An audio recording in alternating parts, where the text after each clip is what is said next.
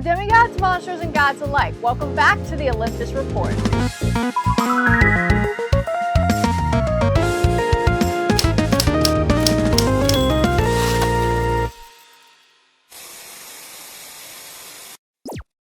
Bless the gods, because we have more Percy Jackson news to talk about.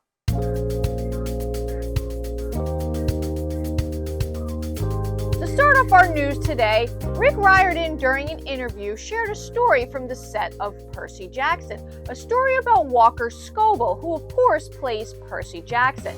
And if you already didn't think that Walker was the perfect Percy, wait till you hear this story. Here's a clip of the interview. I remember one day we were filming, it was a really long day, and for whatever reason, there was this enormous roll of plastic bubble wrap, the kind with little poppy bubbles in it.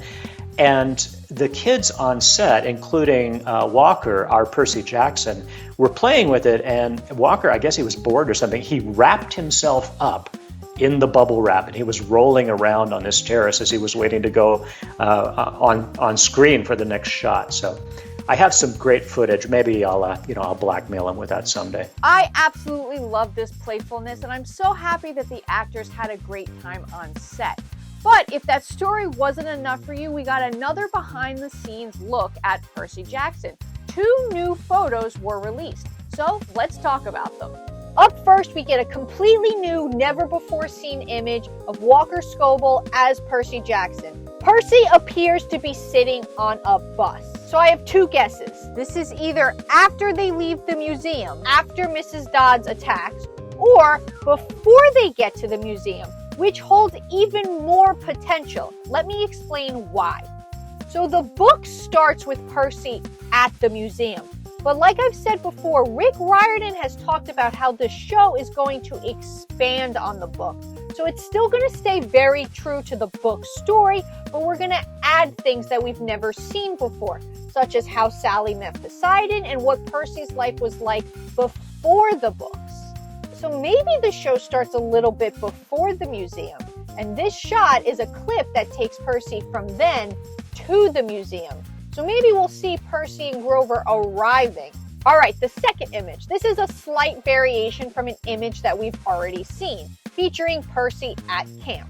The other image was more from the side, but here we get a more head-on shot. And again, I think the depth of field in this show is going to be absolutely insane. A reminder, depth of field is when the background is blurry and the subject is in focus. I think it's really helping the characters and the subjects pop. And I think it's going to give a very specific dynamic feel to this series. We can see some campers in the background and some bonfires, but besides that, there's not much in this picture that we haven't already seen before. Like I pointed out in my last breakdown, we can see that Walker's shirt is wet and ripped.